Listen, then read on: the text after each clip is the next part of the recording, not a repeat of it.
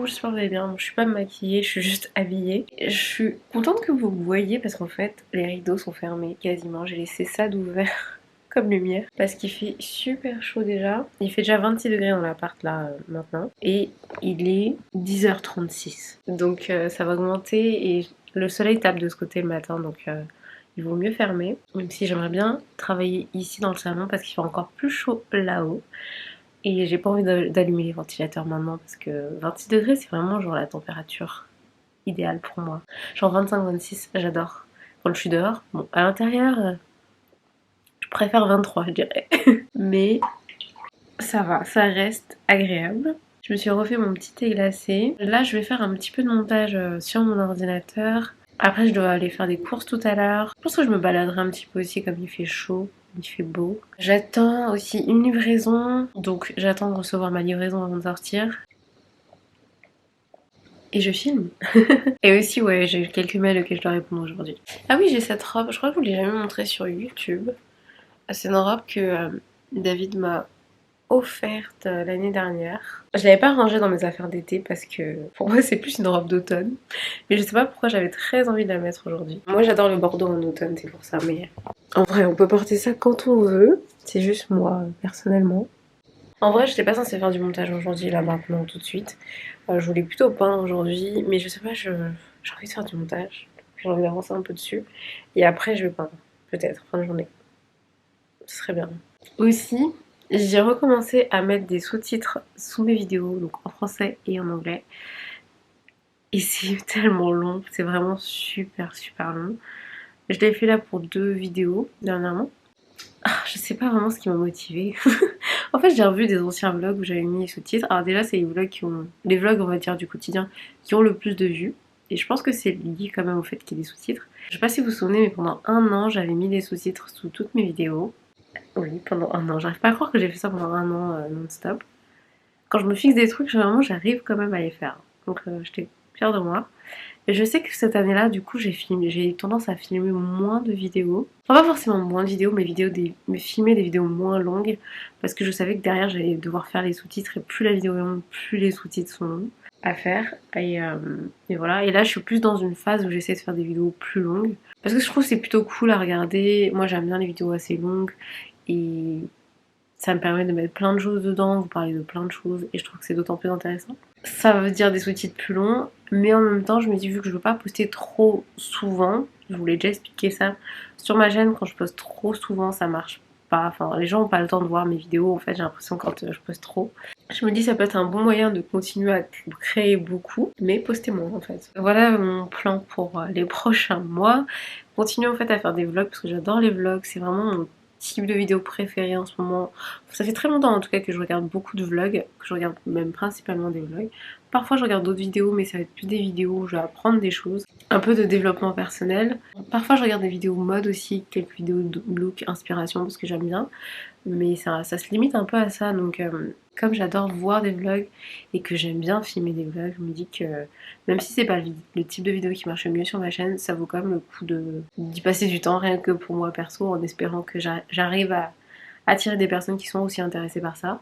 Sachant que ouais, comme je vous l'ai dit, la période où je mettais des sous-titres aussi en anglais, je pense que ça attirait aussi des personnes qui ont envie d'apprendre le français ou juste ont envie de voir un peu plus Paris, ou sont curieux en fait de voir la vie ici et du coup même s'ils parlent pas français, ils vont mettre les sous-titres en anglais. Puis après, ça va attirer aussi d'autres personnes donc voilà, je me dis que j'aime bien. En plus, je peux vraiment vous mixer un peu tout ce que j'aime dans ces vlogs-là. Sachant que pour moi, c'est super important d'avoir une vie un peu équilibrée sur tous les aspects. Et j'aime faire plein de choses différentes et j'ai un vrai besoin de faire plein de choses différentes. Et je trouve que c'est le meilleur moyen pour moi de vous montrer ça, tout en ayant une certaine constance en fait. Il ne faut pas avoir trop de grosses variations entre les thématiques des vidéos parce que c'est compliqué en fait à promouvoir. Enfin, je sais pas comment dire, c'est juste compliqué je pense pour les gens de comprendre pourquoi en fait je fais une vidéo sur un sujet puis je fais une vidéo sur un tout autre sujet, même si moi perso je m'en fiche et j'adore quand je suis sur une autre chaîne, mais je peux comprendre que c'est difficile. Après les vlogs c'est vraiment particulier parce que je sais que même moi, je regarde aussi beaucoup de vlogs en anglais parce que j'ai envie d'améliorer mon anglais. Donc c'est pour ça que je vous dis, je pense qu'il y a des gens qui ont regardé en tout cas mes vlogs en français pour améliorer leur français. Après c'est super dur de trouver quelqu'un qu'on apprécie vraiment en vlog en vlog et qu'on est prêt à regarder genre toutes les semaines. Et moi il n'y en a pas beaucoup j'avoue, mais les personnes que je suis, dont je regarde les vlogs, c'est vraiment des personnes que j'adore, avec qui je sais que je pourrais être amie en fait. Et je trouve que c'est vraiment la connexion la plus intéressante, je trouve, à partager aussi avec vous. Et, et voilà. J'espère que c'est clair. Donc je voulais vous partager ça ce matin. Et j'espère que ça va vous plaire. Je sais qu'il y a des gens qui aiment vraiment beaucoup les vlogs sur ma chaîne. Je sais aussi qu'il y a plein de gens qui n'aiment pas les vlogs. Mais c'est ma chaîne. Et si j'ai envie de continuer à faire des vidéos, je suis aussi obligée de continuer à faire des choses que j'aime. Ça fait partie du truc. Si vous faites tous les jours des trucs que vous n'aimez pas, c'est difficile de continuer. Donc. Et on verra bien ce que ça donne. Après, j'avoue que alors, ça me stresse pas, mais ce qui me stresse quand même un petit peu, c'est que en ce moment, j'arrive pas à prendre du temps pour peindre. Mais pas parce que j'ai pas le temps, c'est pas vrai. Mais je passe beaucoup de temps à faire les montages. Et en soi, c'est une bonne chose parce que au début, quand j'ai commencé la peinture, c'est parce que j'en avais pas un peu. Ouais, si, on peut dire, j'en avais un peu marre de faire des vidéos, mais surtout, je me sentais limitée créativement en termes de vidéos et j'arrivais pas à évoluer en fait en termes de vidéos. Et là, du coup, ça veut dire que tout ce que j'ai appris avec la peinture et tout ce que j'ai pu développer en termes de créativité avec la peinture, bah ça a porté ses fruits parce que là j'ai envie de faire des vidéos et j'ai envie de faire j'ai plein d'idées en fait pour mes vlogs, pour des vidéos, et ça c'est vraiment vraiment très cool parce que c'est ce qui me manquait du coup quand j'ai commencé la peinture, donc en 2018. Ça a porté ses fruits, on va dire. Mais en même temps, j'ai vraiment un besoin physique de faire de la peinture. C'est très difficile à expliquer. Mais je pense que c'est lié au fait que quand je crée sur ordinateur, je suis juste là, sur mon ordi, je bouge pas. Alors quand je peins, je fais plus de mouvements, genre. Et moi, je l'imagine aussi un peu comme de la danse en fait, quand je peins. Après, j'ai aussi un besoin physique de faire de la danse et du roller, mais il y a le côté création visuelle en fait avec la peinture et en même temps mouvement que j'adore. Et c'est hyper dur en fait de faire plein de choses différentes en même temps. Enfin, techniquement, c'est pas possible de faire tout en même temps. Il faut séparer les choses en une sorte de planning. Il y a un temps pour tout, on va dire. Mais comme moi, j'essaie vraiment de m'écouter et de faire les choses en fonction de quand je sens que je suis la plus efficace et productive. Je sais aussi que quand j'ai tendance à faire beaucoup un truc, par exemple, là, faire beaucoup les montages, bah en fait, ça me donne envie d'en faire encore plus. En fait, c'est un cercle vertueux. Plus on fait une activité, plus on a tendance à vouloir en faire. Jusqu'à ce qu'on en fasse beaucoup trop et là, on peut faire une sorte de burn-out ou juste on n'en peut plus et donc on a besoin d'arrêter. Mais quand on fait les choses régulièrement comme ça donne envie d'en faire plus. Et le fait de faire beaucoup de vidéos en ce moment, ça me donne envie de faire plus de vidéos, mais du coup ça me donne moins envie de peindre et ça m'énerve parce que j'ai envie de peindre et que j'ai vraiment envie de développer la peinture et de peindre beaucoup plus de toiles. Surtout que j'ai plein d'idées mais j'arrive pas à m'y mettre parce que j'arrive pas à faire tout ça en même temps. Parce que c'est dur aussi de partager avec vous en fait la peinture.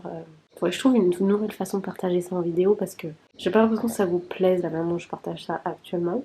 Même si je dois avouer, je le fais pas pour faire des vidéos, je peins pas pour faire des vidéos. Je peins pour moi et aussi pour les vendre après, mais je peins en priorité pour moi.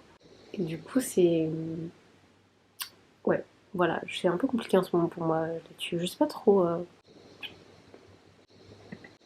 comment faire. Je suis contente d'avoir envie de faire plein de vidéos, mais c'est vrai que c'est beaucoup trop là. C'est beaucoup trop, j'y passe trop de temps. En plus, il y a aussi le fait que en ce moment, je vends pas beaucoup sur ma boutique Etsy et c'est tout à fait normal. Il y a des périodes où on vend plus que d'autres. Et c'est vrai qu'en fait, quand je vends et quand je sais que les gens apprécient mes créations peinture, ça me donne envie d'en faire plus. Parce qu'en fait, j'ai pas envie de les stocker chez moi et que ça s'accumule. Déjà que j'en ai pas mal d'avance. En fait, au bout d'un moment, quand j'ai plus de place chez moi pour les stocker, ou en tout cas, je trouve que ça devient trop en stock, bah, j'ai moins envie de peindre. Et du coup, ça m'embête aussi. Et du coup, c'est pour ça que je réfléchis à essayer de voir éventuellement, je sais pas encore concrètement, si je pourrais pas essayer de trouver une galerie qui pourrait aussi exposer mes peintures ou en gros, je pourrais avoir une deuxième sorte de stock en fait. Parce que ça me motiverait vraiment à créer plus. Enfin, je pense que vous avez sûrement dû remarquer ça. Par exemple, quand on déménage d'ailleurs. Quand on a un espace vide, bah en fait, on a envie de le remplir avec plein de choses. Et Du coup, quand j'avais pas de peinture en fait chez moi, bah j'avais en fait ce besoin d'en créer plein. Et c'est ce que j'ai fait. Et en fait là j'en ai tellement que j'ai plus besoin d'en créer. Et pourtant j'adore créer, donc je veux pas créer pour remplir, mais je veux créer pour le processus de créer. Donc voilà, c'est un peu la difficulté en ce moment. On verra, donc on verra bien. On verra bien comme c'est, oui. Je vous tiendrai au courant de toute façon. Mais n'hésitez pas à aller faire un tour sur la boutique Etsy, parce que non seulement c'est une façon de me soutenir, mais en plus ça me donne envie de créer plus. Donc voilà, merci. Merci à toutes les personnes qui ont déjà acheté en tout cas, parce que vraiment c'est juste génial pour moi de partager ça avec vous. Et j'aime tellement, enfin en fait j'ai vraiment un besoin quotidien de créer et ça me permet d'entretenir ça, donc voilà, c'est très cool.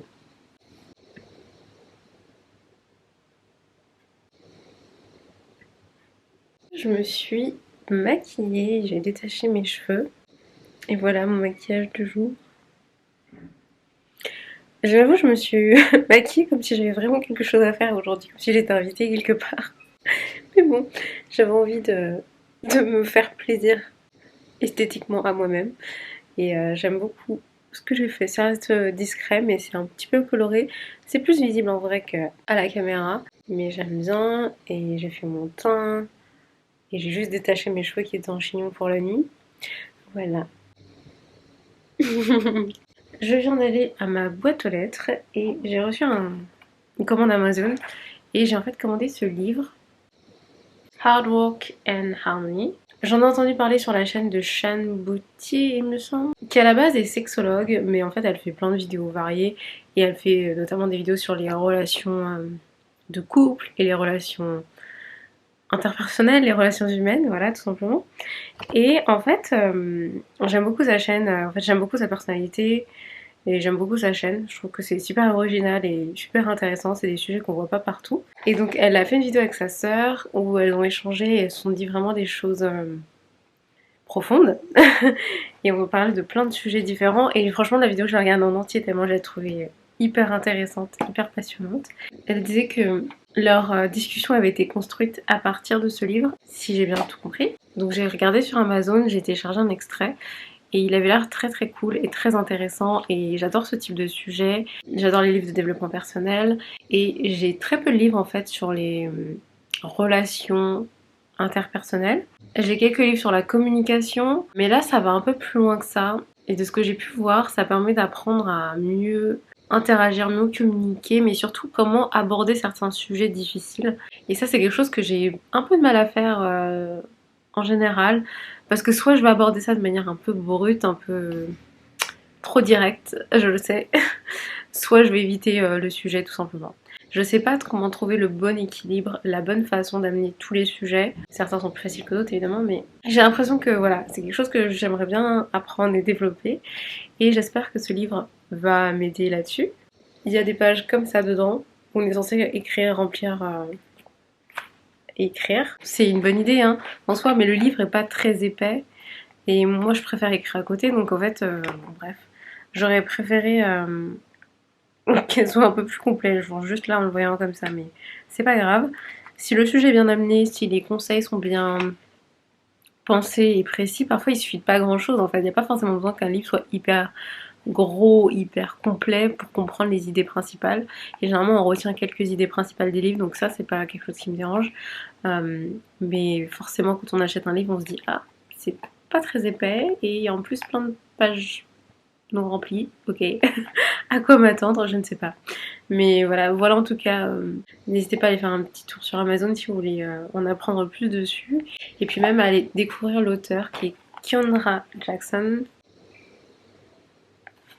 En plus, j'ai très peu de livres de développement personnel écrits par des femmes noires. Et voilà, c'en est un. Donc rien que pour ça, c'était aussi une bonne façon de soutenir. Sachant que le sujet m'intéresse vraiment. Donc je suis trop contente de l'avoir découvert. Et, euh, Et voilà, et franchement, n'hésitez pas à me conseiller si vous connaissez d'autres livres de développement personnel écrits par des femmes noires, parce que je pense que c'est aussi une autre façon d'aborder les sujets, une autre façon d'en parler. Et après, voilà, tout simplement pour soutenir et pour encourager, je trouve que c'est vraiment bien aussi. Donc, n'hésitez pas à partager ça en commentaire si vous avez des suggestions pour moi.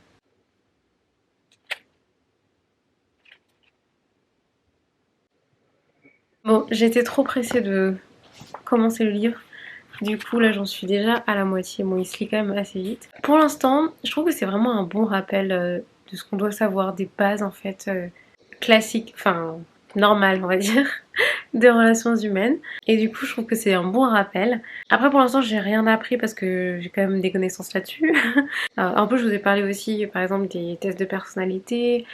Je vous ai pas fait de vidéo vraiment sur les relations interpersonnelles, mais j'ai déjà répondu par exemple à certaines de vos questions sur l'amour, sur les relations de couple. D'ailleurs, je vous remettrai les liens en barre d'infos si vous voulez les voir. Donc du coup, c'est vrai qu'il y a plein de choses en fait que j'ai intégrées dans ma vie, que je fais, que je suis en fait dans ma vie, des règles un peu de base en fait des relations. Du coup, c'est bien déjà de relire en fait tout ça, de revoir écrit, dit en fait un peu par quelqu'un d'autre, parce que du coup, on a vraiment l'impression qu'elle nous parle dans le livre. Moi, j'aime beaucoup ce genre de livre. Après, c'est en anglais, mais c'est très agréable à lire pour moi. Et j'ai vraiment l'impression qu'elle me parle. Après, je trouve qu'il y a des choses qui sont un peu simplifiées, que moi j'aurais pas forcément dit de la même façon. Il y a des raccourcis en fait dans certaines choses qu'elle dit. Je sais pas si c'est pour le lecteur, parce que ce serait plus compliqué d'expliquer certaines choses en détail, ou si après c'est sa vision à elle, qui est peut-être différente de la mienne tout simplement. Et même si, après je ne sais pas qui vous êtes, qui regarde cette vidéo, si vous savez plein de choses sur le sujet, même si vous savez plein de choses, c'est quand même agréable franchement à lire et à se rappeler en fait tout simplement parce que c'est des choses qui sont pour beaucoup de personnes je pense évidentes, mais pour d'autres le sont peut-être moins et voilà c'est vraiment sympa de se le voir rappeler en fait. Ça y est, j'ai fini de lire le livre. Bon, j'ai pas rempli en fait les parties où il faut rédiger. Et de toute façon, si je le fais, je l'écrirai à part dans mon journal. Alors, ce que j'en ai pensé, je le trouve vraiment intéressant parce que je trouve que c'est vraiment des bons rappels en fait de choses qu'on devrait tous savoir, tous connaître et tous avoir en permanence en tête, ce qui n'est pas toujours le cas et même moi il y a plein de choses que parfois j'oublie en fait tout simplement. Après j'ai pas appris beaucoup de choses malheureusement. Moi c'est vrai que j'aime bien les livres un petit peu plus soit plus d'accès science du coup avec plus de d'expérience et du coup j'apprends en fait vraiment des données on va dire. Là il y en avait une ou deux, enfin il y en a eu très peu qui ont été rapportés et en fait je les connaissais déjà. Mais c'est pas grave. Ou alors j'aime bien les livres où on raconte en fait beaucoup d'histoires de beaucoup de personnes. Il y a quelques histoires à raconter, mais en fait je pense qu'il est juste trop court en fait ce livre. Mais elle dit à la fin qu'il y en aura sûrement un autre livre qui va sortir et que voilà c'est un peu un début. Mais pour un début je trouve ça très très bien. Après voilà je suis juste un peu frustrée, j'aimerais bien qu'il y ait plus de choses détaillées, plus aussi de méthodologie en fait, d'action à faire, des choses à mettre en place. Comment gérer les discussions difficiles, comment les amener, comment les gérer pendant la discussion, alors comment faire évoluer la discussion et comment en fait résoudre le conflit. Je vais essayer de trouver d'autres livres sur le sujet parce que j'avais pas conscience que j'étais intéressée par ce sujet-là avant de voir la vidéo de Shan. En fait, sa vidéo était tellement bien construite avec sa sœur, elles se sont posées tellement les bonnes questions. Bon, elles étaient toutes les deux prêtes à se poser ces questions et à y répondre avec honnêteté. Mais je trouve que c'était tellement bien construit que je pensais qu'en fait les questions venaient de ce livre-là. Mais en fait non. Je me suis rendu compte que en fait ce sujet m'intéressait et que j'aimerais bien trouver d'autres livres sur ce sujet-là. Donc dans tous les cas c'était très cool. Et je suis très contente d'avoir découvert ce livre et de découvrir aussi Kendra Jackson. Donc je vous conseille ce livre, que vous soyez, que vous connaissiez très bien le sujet ou pas en fait, parce que dans tous les cas je trouve que c'est bien à lire et à relire. Après si vous voulez plus d'infos sur ce sujet-là, n'hésitez pas à aller rechercher d'autres livres. Donc je pense que je vais faire ça maintenant. Donc j'ai dit sur le conflit, je vais regarder en fait ce que je peux trouver. Alors, je regarde sur la FNAC parce que j'ai eu plus l'habitude de chercher les livres sur la FNAC. Mais je regarderai après aussi sur Amazon, je pense. Il y a pas mal de choses, genre pour avoir moins de conflits, pour communiquer de façon non violente. Ah, c'est pas mal peut-être, mais c'est pas vraiment ce que je recherche. Parce que moi, c'est pas moins de conflits, parce que j'ai quand même très très peu de conflits dans ma vie. Hein. Mais généralement, soit je les évite, soit je sors les sujets quand il faut les sortir. Mais je trouve que plus pour gérer en fait sur du plus long terme, et, euh, et aussi pour gérer certaines discussions en particulier, je trouve que c'est bien. Mais j'aimerais bien aussi un truc, un niveau plus élevé en fait, un niveau un peu plus large en fait, avoir un point de vue un peu plus global sur ce genre de situation. c'est plus subtil que juste gérer un conflit en fait. C'est comment au quotidien parler des sujets difficiles, même quand c'est pas indispensable et que a priori ça peut s'en passer, mais qu'on sait que ça va faire avancer la relation. Donc sur la Fnac, j'ai trouvé celui-là, Surmonter les conflits relationnels, Le cœur en paix de Colette Portelance, pardon. L'approche non directive créatrice MD. Ça m'intéresse. Et j'ai vu aussi ce livre-là, c'est L'intelligence sociale de Karl Albrecht. Il parle d'une méthode claire et simple pour développer son intelligence sociale. Et donc je pense que c'est vraiment intéressant. Il y a celui-là aussi, Cultiver l'intelligence relationnelle de Daniel Goleman. Il parle de neurosciences, donc il y a un peu de science dedans, donc ça c'est cool. En plus, c'est exactement ça, vivre des relations plus fécondes, plus épanouissantes pour arriver à une plus juste connaissance de nous-mêmes. Ça, c'est super intéressant et important d'ailleurs. Ah oui, Daniel Goleman, c'est celui qui a écrit L'intelligence émotionnelle. C'est un livre que j'ai lu aussi. Je trouve que c'est exactement ça, en tout cas, ce que moi, ça m'apporte personnellement, les relations interpersonnelles, les relations humaines. C'est que j'en apprends en fait énormément sur moi et ça me permet d'évoluer. Après c'est épanouissant et on peut faire plein de choses très sympas avec les gens. Mais au-delà de ça en fait on apprend je trouve beaucoup dans les relations avec les autres. Je pense que je suis à un stade où il faut que j'apprenne à plus souvent, parce que ça m'arrive encore une fois, mais plus souvent parler des sujets difficiles et arriver à bien amener ça sans me poser 36 000 questions avant, parce que généralement je me pose 36 000 questions avant, je sais pas comment amener la chose. Donc je pense que je vais prendre Surmonter les conflits relationnels de Colette Portelance et Cultiver l'intelligence relationnelle de Daniel Goleman. Je pense que je vais les commander et je vais même essayer d'aller les chercher en magasin aujourd'hui. Ma mère sait beaucoup de choses sur ce sujet, donc c'est généralement à elle que je pose des questions quand j'ai ce genre d'interrogation. Mais j'ai envie d'en apprendre plus quand même.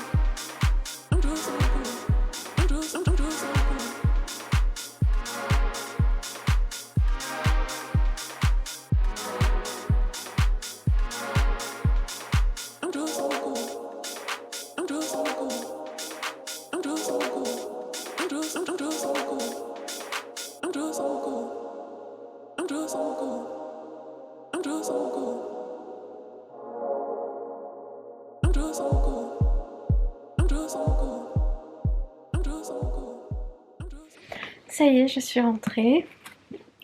J'ai mes petits livres. C'était trop cool de se balader dans un magasin. C'était la première fois que je retournais au hall depuis le confinement. Donc c'est trop bien. Ça fait trop plaisir de se balader, de pouvoir aller dans les boutiques. Juste flâner en fait. C'était trop bien. Voilà, c'était un date avec moi-même. Du coup, j'ai récupéré les 2 livres que j'ai commandés à la Fnac. Le premier, Cultiver l'intelligence relationnelle. Comment maîtriser notre relation aux autres pour vivre mieux. Il est vraiment épais celui-là. C'est le genre de livre que j'aime bien. Et en plus j'adore moi ce format poche. Et il y a l'air d'avoir vraiment plein d'infos, dont des infos scientifiques, neuroscientifiques. J'ai un master de neurosciences pour ceux qui ne savent pas. J'adore apprendre aussi des choses sur ce sujet, sur le cerveau et comment ça fonctionne. Donc j'ai trop hâte. Il a l'air vraiment trop bien celui-là. Donc si le thème vous intéresse, je vous conseille celui-là. Et que vous voulez en savoir plus aussi d'un point de vue scientifique, neuroscientifique et psychologique, je pense que celui-là sera le mieux. Ça va être le plus détaillé. Celui-là, plus pour une sorte de méthodologie. Et à mon avis, c'est vraiment complémentaire de celui-là. Celui-là, c'est Surmonter les conflits relationnels, Le cœur en paix de Colette Portelance. Alors, celui-là, il y a marqué « Identifiez votre système relationnel et surmontez vos conflits sans vous briser le cœur ». Cet ouvrage nous aide à identifier nos réactions défensives et à nommer le système sur lequel repose notre relation affective. Bon, j'ai déjà lu pas mal de livres sur les différents types de relations affectives, relations émotionnelles. Donc je connais un petit peu ce sujet-là. Donc je sais pas s'il sera sera exactement ce que je recherche celui-là par contre. De toute façon, le titre correspond moins à ce que je recherchais, mais ça peut être vraiment intéressant aussi. La méthode non directive créatrice ANDC, la communication authentique. J'avais oublié, mais en fait, j'ai déjà lu un livre qui parlait de ça. Je sais plus lequel c'était, mais c'était un livre effectivement sur la communication. Et du coup, en fait, là, il y a une sorte de méthode pour aider à créer une communication authentique. Après, là, c'est peut-être mieux expliqué, plus détaillé. Et du coup, je pense que c'est exactement le genre de truc que je cherchais, ça. Parce que là, ça a l'air d'être d'une semaine sur l'autre, surtout en couple, etc. Ce qui est bien, ce qui est super intéressant aussi. Donc bon, voilà. Donc voilà les livres que j'ai achetés aujourd'hui. Voilà mes lectures récentes. Un sujet très intéressant, je trouve. J'adore. Moi, souvent, je suis intéressée par un sujet en particulier, à une période en particulier, et du coup, je vais acheter plusieurs livres sur le même sujet ou qui sont en lien avec ce sujet-là. Essayer d'en apprendre un maximum dessus. Et je trouve que c'est bien de ne pas se fier à un seul livre sur un sujet parce que on a le droit de pas être d'accord avec tout ce que l'auteur dit, on a le droit de pas trouver tout ce qu'on trouve dans les livres intéressant, et c'est bien de pouvoir avoir différents points de vue parce qu'en fait pour moi chaque livre est un point de vue différent sur la question, et certains auteurs vont faire plus de recherches dans leurs livres que d'autres vont plus raconter des histoires, il y aura plus un partage d'expérience, donc je trouve que c'est hyper complémentaire en général d'acheter plusieurs livres sur un même sujet. Pour moi c'est important de le faire, après tout dépend à quel point le sujet vous intéresse, mais généralement moi c'est ce que je fais. Et souvent j'aime bien rester sur un thème pendant quelques mois et après passer sur un autre thème, voilà.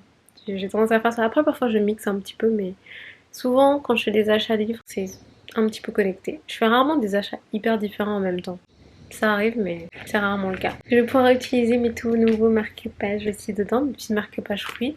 En plus, ça va trop bien aller avec, parce que les couleurs sont jaunes, rouges, même si bon, on s'en fiche, hein, la couverture, mais... N'empêche que ça va trop bien aller avec les marque-pages fruits, qui sont disponibles sur la boutique Etsy si vous êtes intéressés. Et voilà. Là, j'attends David, je pense qu'on va passer la soirée ensemble. Et je pense que je vous retrouve dans les prochains jours. Likez, abonnez-vous et je vous dis à très vite. Bisous!